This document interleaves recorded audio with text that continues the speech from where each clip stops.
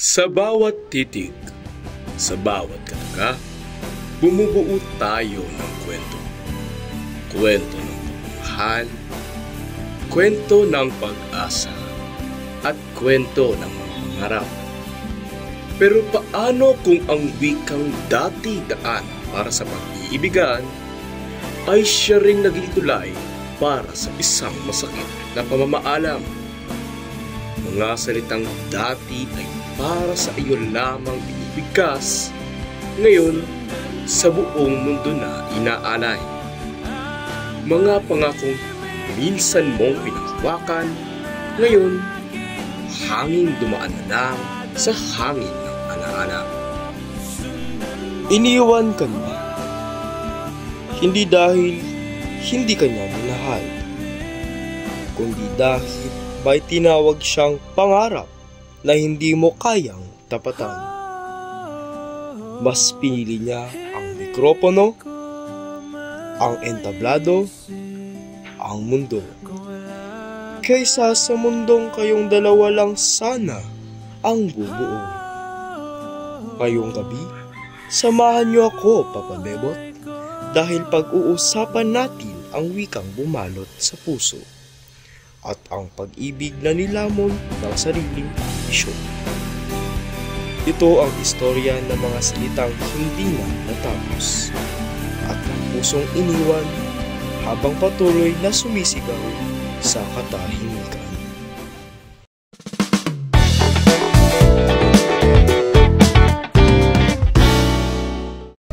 Isa, dalawa, tatlo, pagsubok sa mikropono. Magandang umaga, tanghali at hapon sa inyo mga Lodi Cakes. Ako nga pala si DJ Bentot na nagsasabing kung ang English ng language fly, pwede ka na bang mag-reply? I miss you na. Ang magsisilbing kalansig ng inyong mga munting pahinga ngayong araw, DJ Bentot na naniniwala sa kasabihan na saging ang sagot sa lahat ng iyong mga problema. Magandang umaga sa inyong lahat mga pare. Ako naman si DJ Sab na laging asa alabang. Alabang kiss dyan? Sabi nila, kapag matalino ka daw pakinggan, magiging matalino rin mga sinasabi mo. Kaya tingnan mo ako, matalino na pakinggan, napakagwapo. RWSB nga po pala sa IG-pad na lang.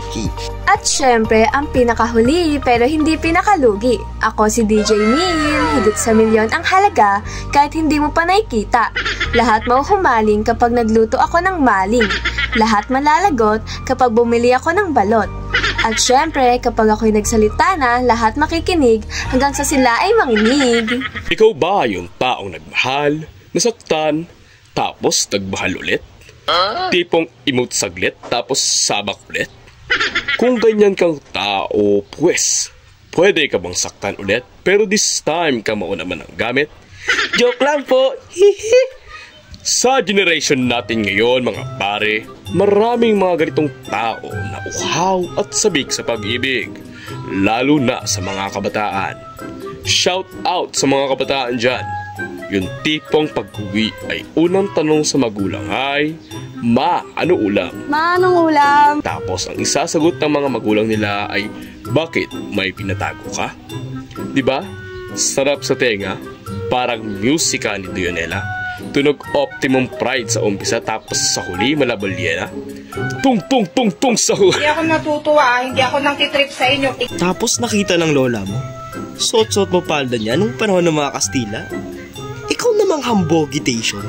Sinabihan ng basher loen mo ako. Lola mo. Mga kabataan nga naman. Pero sila yung mga kabataan ngayon ha. Tingin ka sa kalsada, may mga lalaking genging na nakapalda. Very demure mga datingan ng mga itage, outfit check sabay pagpag ng pantalon. Na yan, saan ka punta? To the moon, road trip, skirt. Papunta to the moon, road trip, brum brum. Kamusta naman kayo mga banana cakes ko? Ay nako, DJ Bentot. Eto, masaya naman ako. Take it till you make it. Haha. Napakaaga naman para maging negative ka, kaibigan. Topic na naman dyan sa EDSA. Hay, kailan kaya ako makakarating sa puso? Wala naman pinagbago. Pero dapat hindi tayo masanay. Nga pala, sa mga kaibigan nating nakikinig dyan sa EDSA ngayon, ay ha.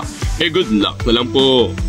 At ngayon naman Wait ay... lang, Lodi Cakes! Nakalimutan natin magbigay ng ating daily jokes na magbibigay ng kasiyahan sa ating mga listener na sumisikip. Naiinip kapag natatraffic sa daan.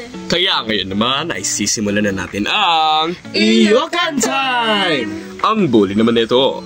Dahil kanina nyo pa ako hindi pinapatapos magsalita, ako ang mangunguna ng segment na to. Ano nga naman yan, kaibigan? Anong ihi ang malinaw? Ano? Edit 1080p. Galing! O eto pa, may joke pa ako. Ano ang tawag sa isdang... Okay, bubulat na tayo ng maswerteng tagapakinig natin na magbabahagi ng kwento at may katanungan. Teka, may joke pa ako. Ito na nga ang unang kwento at katanungan ayon kay Backburner02. Pakibasa na ang kanyang mensahe, DJ Mil. Ako po si Backburner02 at nais ko lang po sana ibahagi ang aking karanasan. Ako po ay palaging tinutukso ng aking mga kamag-aral dahil hindi ko po alam ang variety ng wika. Kaya naman, gusto ko pong malaman kung ano nga po ba talaga ang variety ng wika. Grabe naman pala ang nararanasan ng ating backburner. So ayan, andito na si Backburner02 para mas ikwento pa ng maayos ang kanyang mensahe para sa atin. Maaari mo nang simulan. Hello po. Magsisimula na nga po ako sa pagbabahagi ko ng aking kwento. Bale, nagsimula po yun nung senior high school po ako. Binubuli po ako ng mga klase ko kasi raw po hindi ko raw po alam yung variety ng wika. Araw-araw po ako inaasar at tinutukso ng mga kamag-aral ko sa eskwelahan dahil sa limitado lamang alam ko ng kaalaman patungkol sa variety ng wika. Inaasar rin nila ako sa linggo dahil sa estilo o pamamaraan raw ng pananalita ko. Ang lala naman yan. Kamusta ka naman ngayon? Okay ka lang naman ba? Napakalungkot naman ang nangyari sa'yo. Okay lang naman po. Hindi naman ako masyadong nakapektuhan ng pambuli nila sa akin from the past. But I do have one question in my mind po. Yes?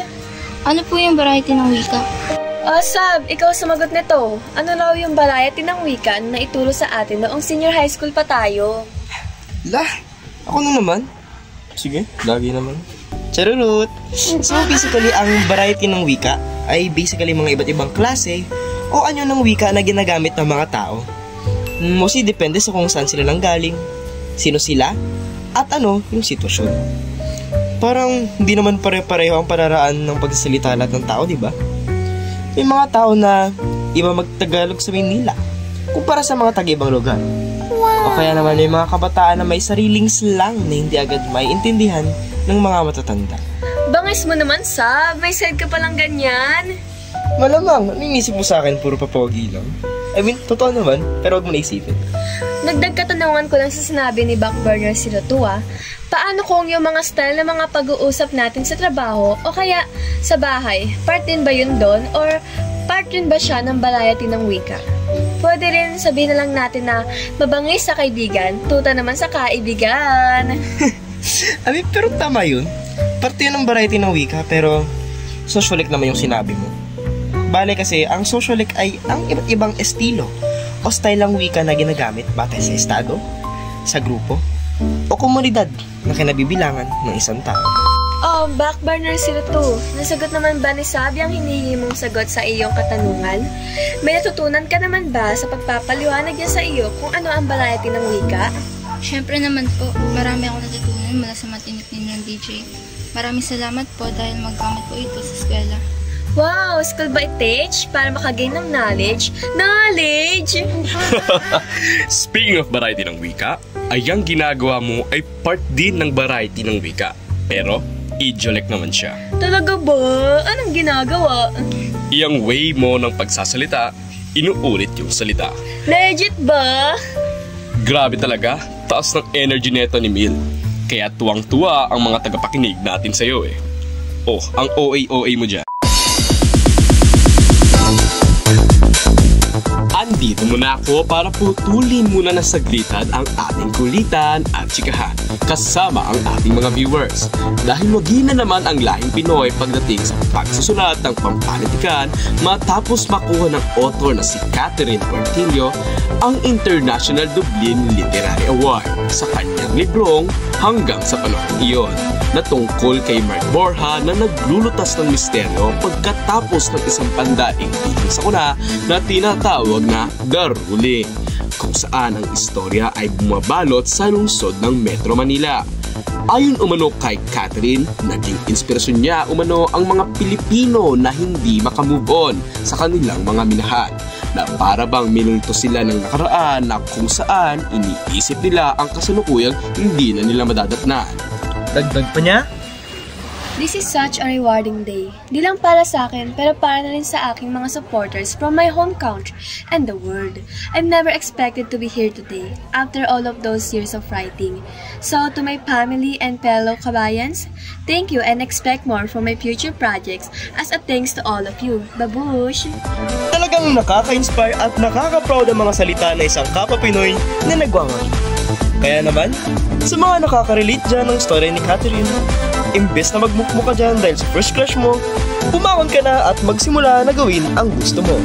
Malay mo, may marating ka pa besides dyan sa pwestong iniiyakan. Halina't ating pakinggan ng maikling komersyal na inhandog ng Lindens Productions sa inyong lahat. Muli, ito si DJ Bentot At si DJ Sab, nagbabalik bukas para sa usapang Purong Pinoy! May isang lalaking matagal nang walang love life kasi mabaho ang buhok niya. Uy, gwapo sanang duman. Kaso parang minamoy akong masangsang na isda eh. Ano? Ako yun? Hindi ako yan, man. Ano ka ba? Pabango lang yan. Flavor ng isda. Kaibigan, hindi na ito dapat mangyari. Kaya heto na ang solusyon. Subukan mo ang Lindens Shampoo. Ang tanging shampoo na kayang alisin ang amoy ng mabaho, hindi kaaya-aya at amoy ng sinaunang panahon. At syempre, hindi mawawala ang chicks na iyong mahahatak kapag ginamit mo ito. Grabe! Pagtapos mong gamitin, biglang may lumapit na sa akin. Uy, nabango mo na. Pwede ba ako naman umawak ng buhok mo? O diba? Salamat sa Lindens Shampoo. Hindi na ako tinatawag na kuya. Ngayon, baby na. Lindens Shampoo. Hindi lang panglinis ng buhok, panghanap din ng jowa. Lindens Shampoo, gamitin mo na para hindi ka na maiwan sa friendzone.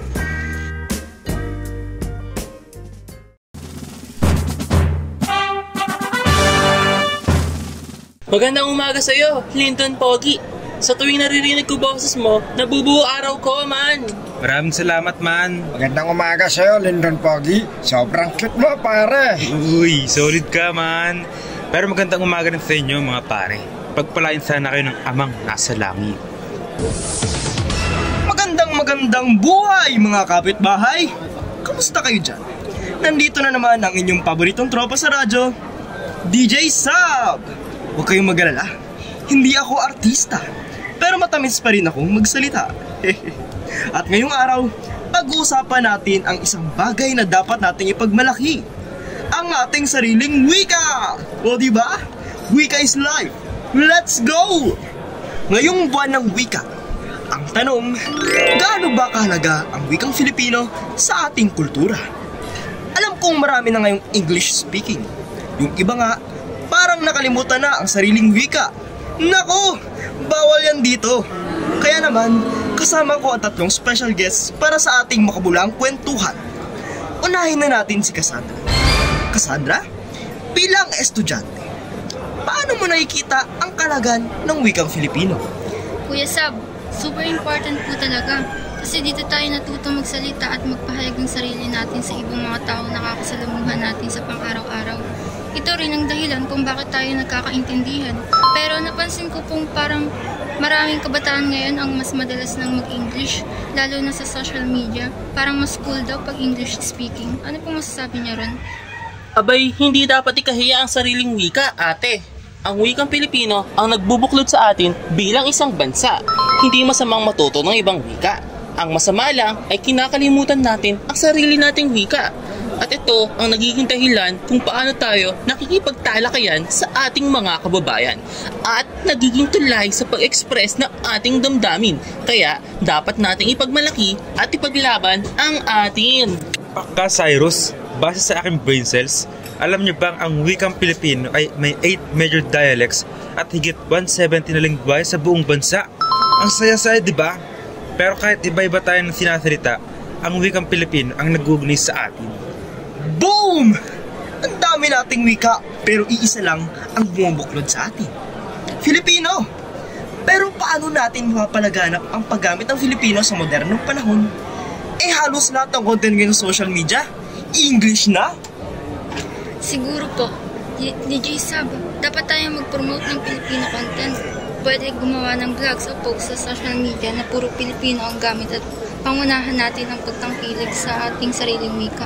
Kasi kung puro English ang makikita natin online at walang mangunguna sa paggamit nito, paano naman ang sariling wika natin? Tama!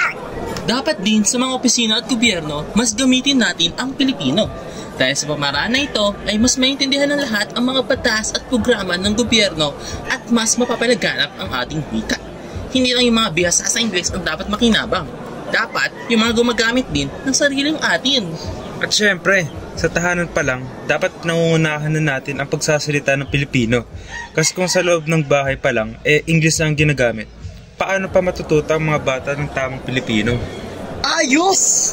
Dapat pala, simulan natin sa sarili nating tahanan at online presence ang paggamit ng legendary na ating wika. Kaya mga kapitbahay, tandaan natin, hindi hadlang ang modernisasyon para makalimutan ang ating wika. Ipagmalaki natin ito! At bago tayo matapos, lightning round tayo! Ano ang paborito niyong Filipino word at bakit? Cassandra? Bayani po. Kasi ang daming Pilipinong bayani na lumaban para sa ating kalayaan. Sipag! Kasi yan ang puhunan ng bawat manggagawang Pilipino. Mahal! Kasi pwede mong gamitin sa pera at sa puso. Ayos yan, Lyndon! Hugot na hugot! At syempre, ako, ang paborito kong salita ay pagmamahal. Pagmamahal sa bayan, sa kapwa, at higit sa lahat, sa ating sariling wika. At dyan nagtatapos ang ating kwentuhan, pero hindi ang pagmamahal natin sa wikang Filipino. Hanggang sa susunod, ako pa rin ang inyong kuya sa radyo, DJ Sab, nagsasabing, wika natin, mahalin natin! Bye mga kapitbahay! Keep speaking Filipino! Mabuhay! Sa mga oras ng pangangailangan, may isang tao na handang magsakripisyo at magtrabaho para sa iyo. Lyndon, ang kandidatong may malasakit sa bawat isa. Huwag nang mag-atubiling magtiwala. Lyndon ang magdadala ng pagbabago sa inyong barangay, lungsod at buong komunidad. Bago pa matapos ang taon, Lyndon ang magpapabago ng buhay natin. Walang pakialam sa sarili, ang tanging goal niya ang kapakanan ng bawat isa sa atin. Si Lyndon, hindi lang siya tumatakbo para sa boto. Tumatakbo siya para sa atin. Alam ko, kapag siya ang naging senador, magbabago ang lahat. Lyndon, magtataguyod ng mga proyekto para sa mga kabataan, mga senior citizens, at para sa kalikasan. Sa bawat hakbang, kasama ko kayo. Hindi ako magpapabaya sa bawat isa sa inyo. Ang tagumpay nyo ay tagumpay ko. Walang iwanan, walang pasawi. Kaya kung gusto mong maranasan ang tunay na pagbabago sa edukasyon, kalusugan, infrastruktura at seguridad, Lyndon ang sagot. Lyndon para sa pagbabago. Tumatakbo siya hindi para sa sarili kundi para sa atin. Lyndon, ang mayor na tapat, ang mayor na handang magtulungan, maglingkod at magsakripisyo para sa bawat isa sa atin. Sa darating na eleksyon, Lyndon, ang numero 1 na dapat mong iboto, pumili ng tama, pumili ng pagbabago, pumili ng Lyndon.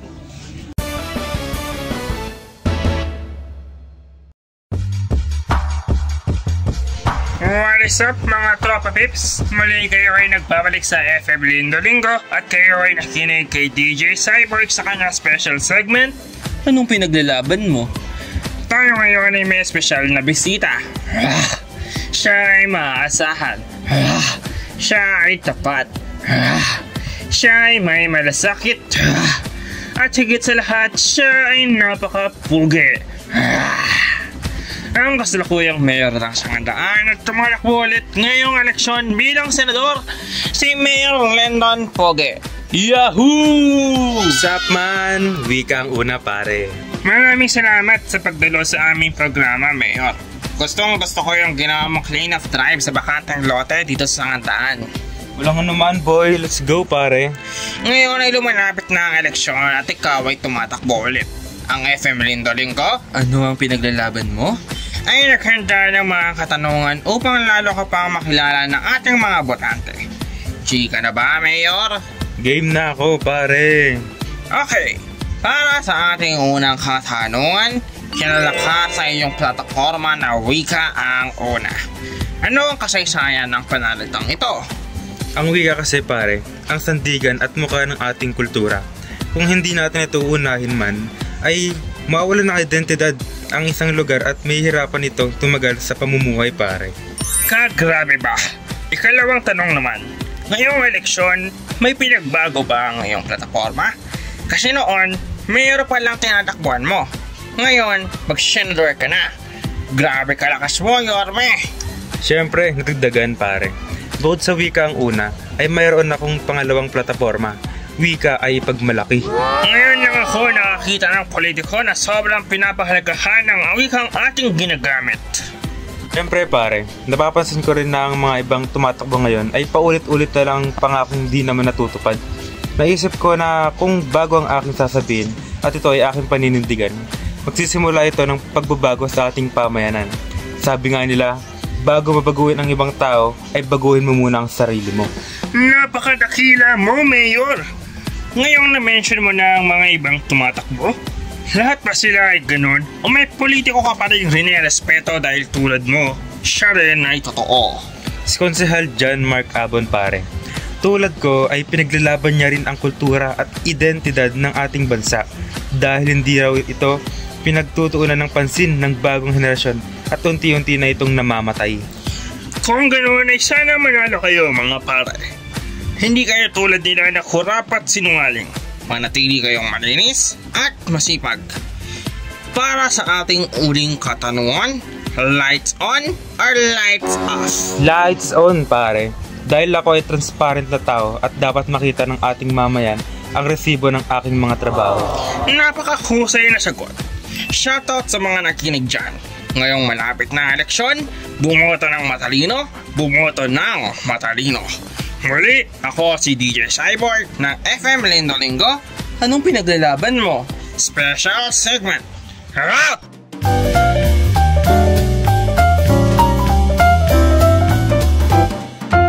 Isang mensahe ang aming natanggap mula sa Netsen at tila pag-ibig ay hirap. Sabi ni username heartbroken_soul, DJ, baka pwedeng i-play yung walang kapalit ni Ray Valera. Kahit masakit, okay. Pag-ibig na wagas, minsan ay di sinusuklian. Pero sa puso mong tapat, kami saludo at humahanga naman. Kaya para sa iyo at sa lahat ng umaasa pa kahit masakit, eto na ang kantang nagbibigay saysay sa salitang walang kapalit.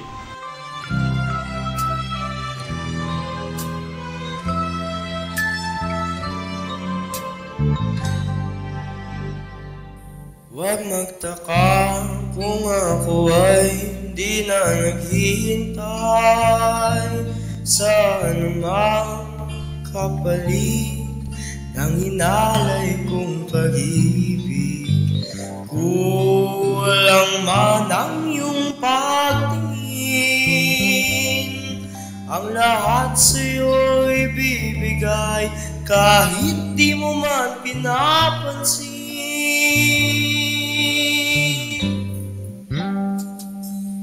Huwag mangamba, hindi kita paghahanapan pa ng anumang kapalit ng hinalay mong pag-ibig.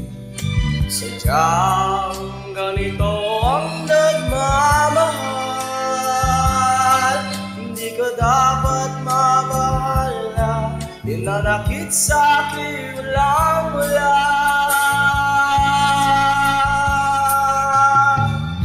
At kung hindi man dumating sa'kin ang panahon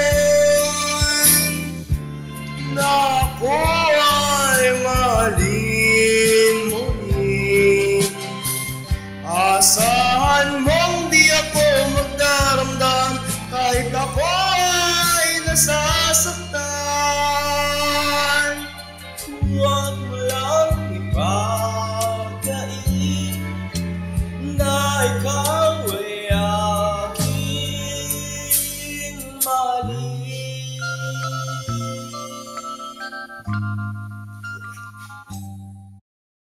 This song is brought to you by FM Lindo Lingo. Sa bawat kwento ng puso, kami ang kaagapay ninyo.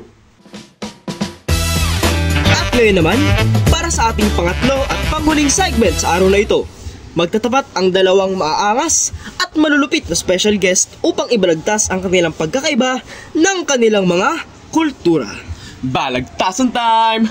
Ang maghaharapan naman sa araw na ito ay si Lyndon Poge para sa panig ng mga Igorot at si Adrian the Slick para sa panig ng mga Tagalog. Bago tayo magsimula, handa na ba kayong dalawa?